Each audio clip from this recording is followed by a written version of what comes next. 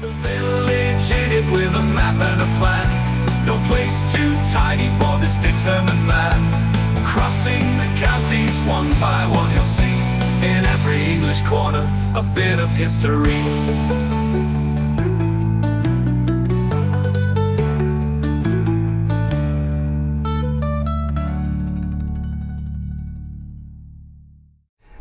Hello people, it's Friday. It means we've made it to the weekend once again. Welcome back to Charnwood for the fifth and final time this week, and I've saved this week's marquee episode for Friday because I think you'll enjoy this one.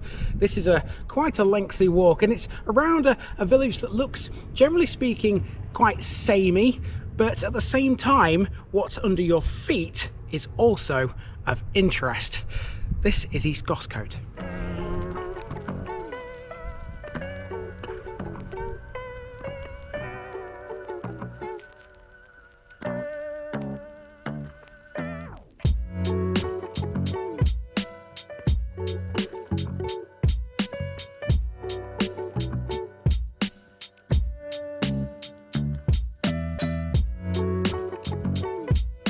East Goscote, East Geese Cottages. It's Friday, people, and that means we're in our last village of the working week. Today we've left behind the new developments on the northeastern fringes of Leicester, and we've come to a place that's been here a little longer.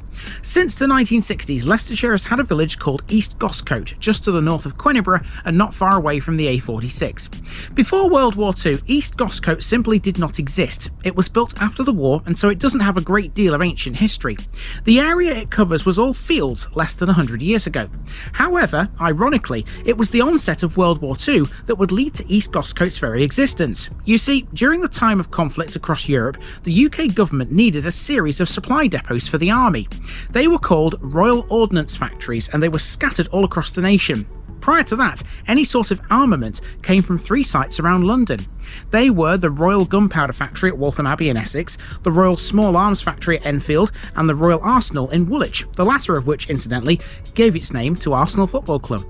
Just before World War II, though, things were different. The emerging threat of aerial bombing prompted the government to consider dispersing its ordnance factories around the country, instead of having them all clustered in one area in the south. One such factory was built in Leicestershire, and it was known as No. 10 Royal Ordnance Factory, or Queneborough Depot, named after the nearest village at the time. Today, the site of that depot is East Goscote Village. Let's have a look at it. East Goscote is one of the newest villages in Leicestershire. It was built in the 1960s, and as such it does not appear on this map from 1900. As you can see, it's all fields. However, between 1900 and 1960, there was most definitely something here before the modern village came along. It's all to do with World War II. Normally, when we say things like that, we find ourselves dealing with an old RAF base, but that's not what East Goscote stands on. Instead, we're dealing with a former Royal Ordnance Factory built to supply the military for use in the war. After being decommissioned some 14 years after the war eventually ended, the land was sold off and turned into East Goscote. Its wartime past, though, has left some rather obvious scars on the landscape. It would be so easy to describe East Goscote as bland and boring, simply because so much of it looks the same. Nonetheless, it has two distinct areas to discuss, west and east. This is the west, as it was in 1900. The railway line you can see here marks the edge of the village today. On the other side of it, it's a golf course. On the village side of the railway, there's a huge playing field, and it contains, literally, the largest clues as to East Goscote's wartime past. We start our walk on a street called Greenswood, heading due west towards that playing field. Between here and there, it's all residential, as is much of the village. Let's use this opportunity then to fill in a bit of background about the Royal Ordnance Factory that predated anything in the modern East Goscote village. According to official Ministry of Defence files, the site was originally constructed in 1940 but wasn't finished completely until September 1942. It was built by Holloway Brothers. There were three types of Royal Ordnance Factory built just before World War II: engineering, filling and explosives, and they were dispersed across the country for security reasons. East Goscote sits on the site of one of the filling factories. It was run by Lever Brothers, or Unilever. Its official name was Royal Ordnance Factory No. 10. A filling factory had a simple enough job. All it did was, literally, fill various munitions, such as bombs, shells, cartridges, pyrotechnics and screening smokes. According to English Heritage's reference work Dangerous Energy, this factory filled high explosives, various bombs and warheads. The proper meaty stuff, you could say. Because East Goscote was still some 20 years away from coming into existence, Quenibra was the nearest village to the factory, and so it was alternatively known as Quenibra Depot. The vast majority of its employees were women. It began production in March 1952. By 1959, it had disappeared because the war had been over for 14 years by then.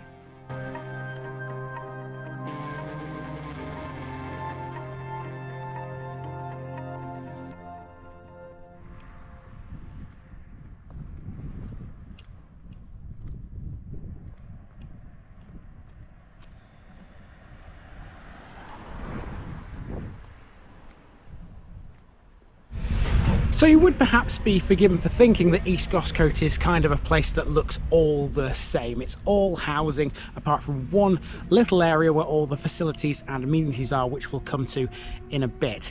There's no sort of evidence really of the old factory ever being here, or at least that's what you might think if you're not from round here, or you haven't done any research about it. Behind me you can see there's a big hill.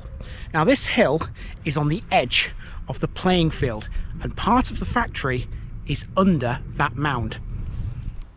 Most of the factory was demolished, but there were some parts that couldn't be knocked down. Still remaining to this day are two enormous shell storage bunkers. They were earthed over and landscaped, and today they're part of the playground on East Goscote's playing field. Many of the locals know these as the Mound or Mounds. They were officially opened to the public as part of the Queen's Silver Jubilee celebrations in 1977, and there's a plaque on Long Furrow, the nearby road, that notes that fact.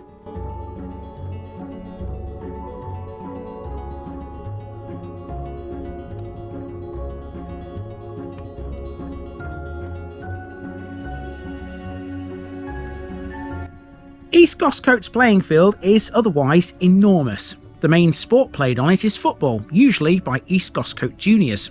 The club was founded in 2008 and has grown sufficiently since to cover several age groups playing in local leagues. The playing field also has a tennis club, several pieces of playground equipment and a massive open space for the residents to enjoy. There is one other part of it that is of particular interest.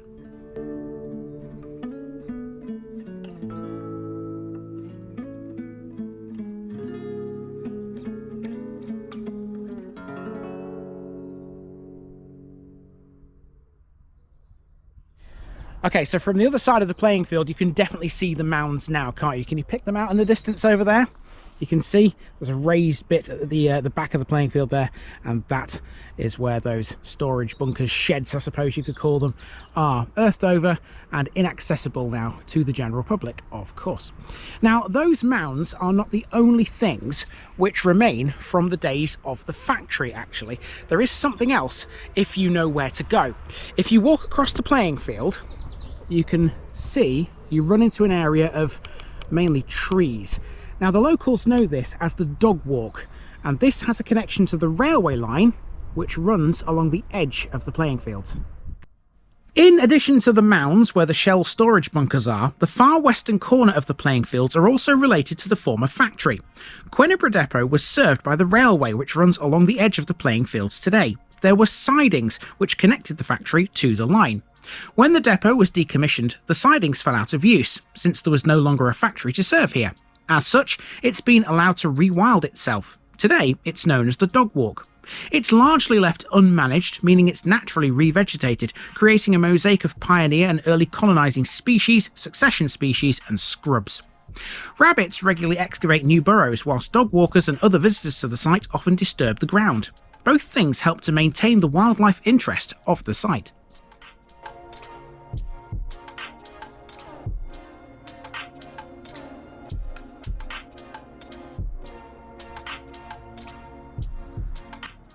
Exiting the playing field, we're now on Long Furrow, which surrounds the majority of the village. It's a continuous ring. As well as marking the edge of most of the built-up area, Long Furrow also follows the former perimeter boundary of the old ordnance factory. That's common knowledge around here. However, not everybody knows about what's under your feet as you walk around the place. East Goscote sits on a huge network of large reinforced concrete tunnels. They lay beneath the whole village. It was in those tunnels where the munitions were fitted with their warheads and new top-secret weapon prototypes were put together. There are several entrances to the tunnels located throughout the village, but getting into them is nigh on impossible. Each one has been carefully landscaped to conceal its identity. Until the mid-1970s, when the village was still being built, both entrances to the mound were still open and often visited by local children. They too have now been concealed. According to Charnwood Borough Council, the tunnels and the chambers within them are still in excellent condition, and get this, the electricity still works too. A map of the tunnel layout used to be held in the library at Reek Valley Community College in Leicester. That's now been misplaced to keep the tunnels hidden. The whole structure and the stories it could tell are surely worthy of a television documentary. Wouldn't it be awesome and fascinating to explore what's down there?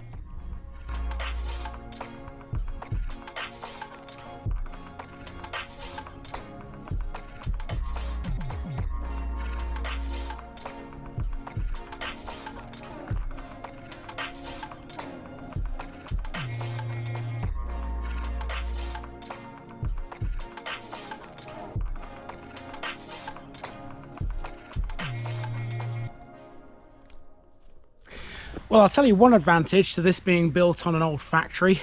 The land is flat here. We know from our experiences elsewhere in Leicestershire, don't we? It can be quite a hilly county in places. Not here. This is bang flat. The only thing that I've really had to climb so far would be the mounds. So they don't really count. Right, so now we're heading for the centre of civilization here. You can see behind me there, or maybe you can't. Let me just move the camera slightly so you can. There you go. You can see there's a sign there pointing us towards the library, the school and the church. And that's just 3 of the things East Goscote has to its name. Back to the map again, and we've now moved ourselves to the eastern section of the village, which looked pretty much the same as the west did in 1900. These days, the east has the vast majority of the village's main facilities. They're all clustered together in one area. It's got a church, a school, several shops, and a pub. It's also got a library, so let's start there. Earlier this year, the library put on a fantastic exhibition about the history of East Goscote. It was put together by local historian and resident Rod Axon. It was titled Bombs and Roses because originally part of the village was the site of a rose nursery. Axon's exhibition was the culmination of a huge amount of research in the National Archives, and it included several wartime and 1960s aerial photographs. It also had the original architect's plans for the new village of East Goscote that Gelson's house builders drew up. In all, his work took up 7 years of his life.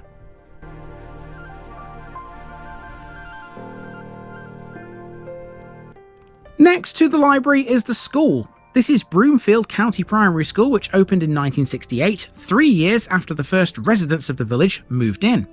The school was expanded in 1977 to cope with the ever-increasing number of children in the village. This remains the only primary school here, but there is a preschool not far away called Busy Bees too.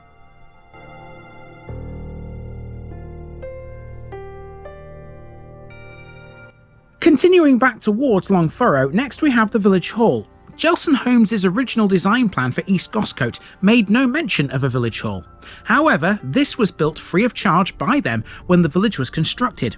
Until 1976, it was the location of religious services until the completion of St Hilda's Church. The first village vicar was the Reverend Dudley Gummer, who took services in his own house in Cooper's Nook until the village hall was built. Community-wise, this is the go-to place for meetings and events and everything such like. East Goscote has its own magazine these days that keeps everyone abreast of goings-on here. It's called Longfurrow, named after the perimeter road. There was a previous magazine called East Goscote Community News, first published in 1967. It ceased publication though in the mid-1980s.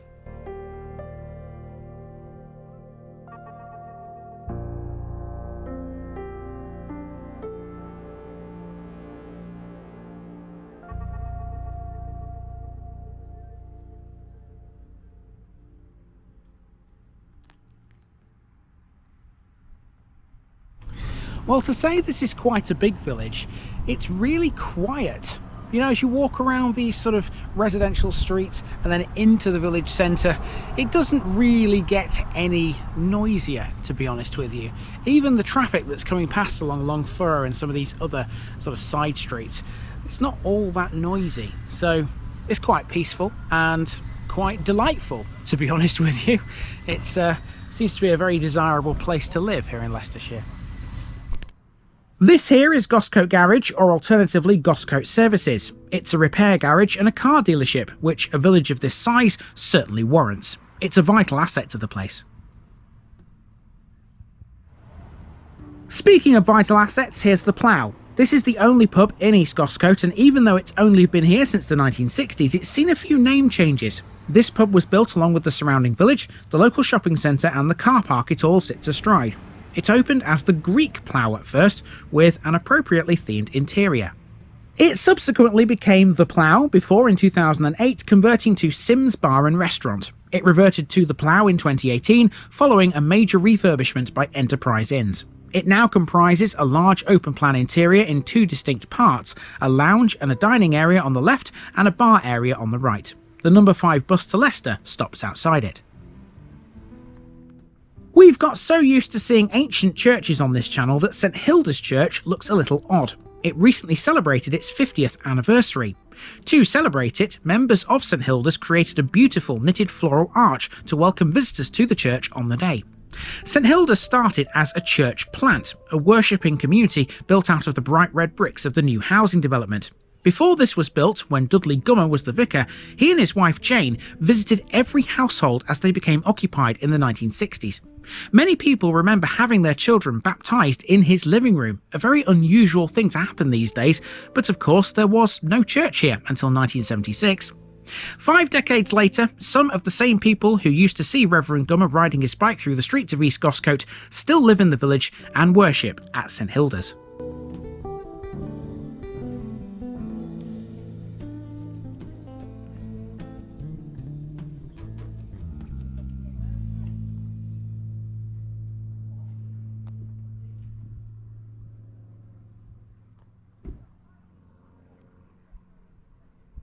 Very open plan is East Goscote. It's full of these little narrow alleyways and lanes all over the place. It can be like a bit of a maze if you're not sure of where you're going. This is why I always carry my phone with me, because as well as recording my route, it tells me where stuff is on the map if I'm not sure.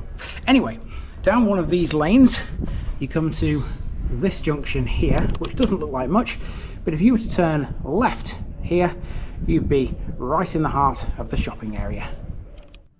Now we're coming into the dead centre of the village, the shopping area. Now, don't get me wrong, East Goscote doesn't have a lot, but it has enough to get by.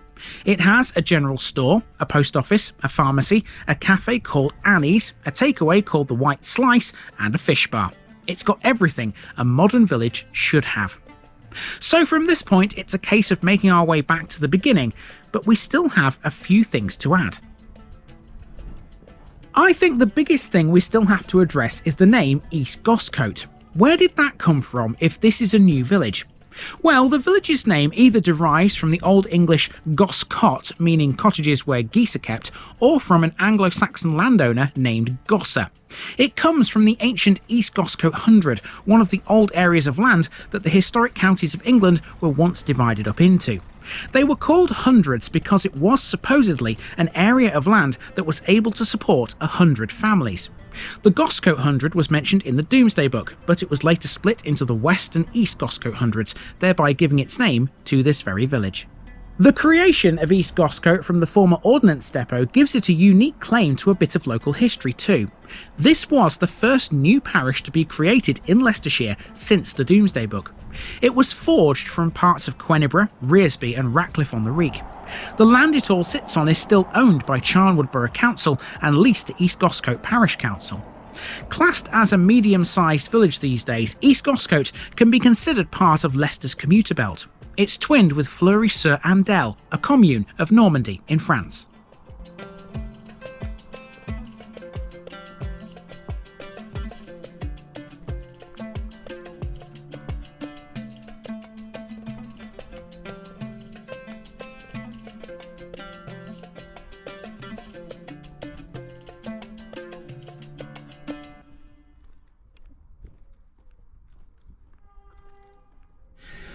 Okay, so we've made it back to Greenswood. We are all the way around East Goscote, and I've thoroughly enjoyed that, quite frankly. It's been one of the best routes I've done so far in Leicestershire, in my humble opinion.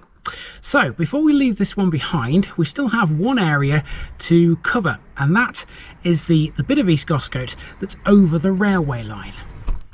Our last task here in East Goscote is to check out the golf club on the other side of the railway line. A quick word for the railway too, by the way. At present, there's no railway station at East Goscote, but supposedly a brand new one is going to be built very soon. That's according to Charnwood Council. As for the golf club, it goes by the name of Beedles Lake. This club and its surroundings have undergone several transitions to become the beautiful course that it is today. The clubhouse overlooks a magnificent 38-acre lake, which is of course Beedles Lake. In the 1950s, it was owned by Thomas Beadle, hence the name. The land was later sold to Gelson Homes in the 1960s for sand and gravel excavation, followed by landfill. Things changed again in 1987. It was at the Gelson Centenary Golf Day in that year that talk began of the possibilities of a golf course on the site.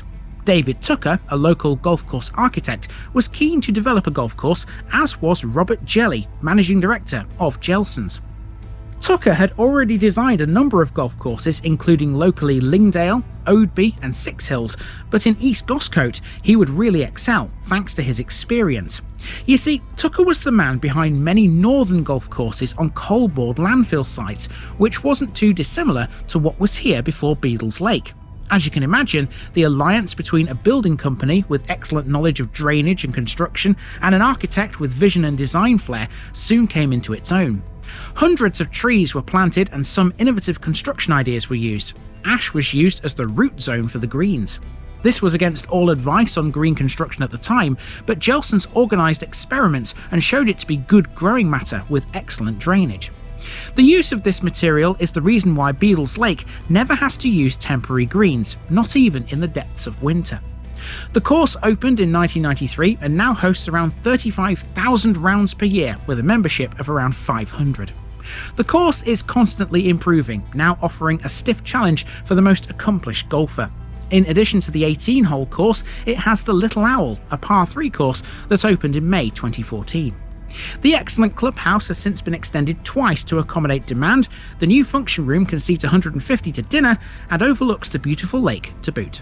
The lounge bar was modernised in 2011 and offers a relaxed and family-friendly atmosphere, with quality menus and ales available 7 days a week.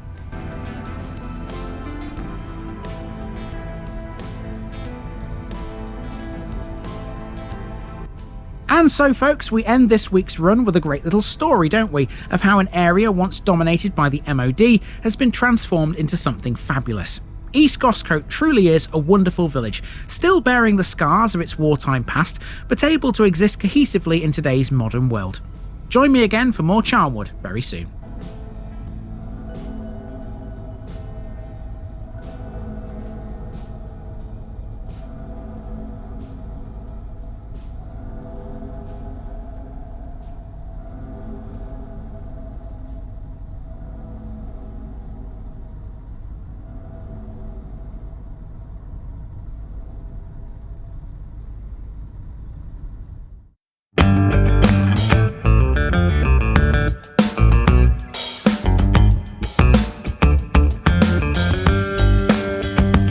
Now, just before I go, remember, this video is part of a huge project to visit every civil parish in England. That's more than 10,000. These routes are pre-planned, and due to time constraints, I can't cover every detail or walk down every street. Please don't complain if this video missed something out. I pronounce names how I choose to. I am very aware that local dialect may vary, and I don't take kindly to criticism about this. You've been warned. It's impossible to know everything too. If this video was terrible, make your own. If you're a regular watcher of The Village Idiot, you're not the only one. If you've got a small business, why not use my videos to advertise it? Leave a comment below if you're interested. And finally, thanks for watching this episode, everybody. Give us a like and a subscribe if you've enjoyed this episode, and share it with your friends and relatives. It all helps to keep this mission going. Until next time, I've been Andy, also known as The Village Idiot, and I'm out.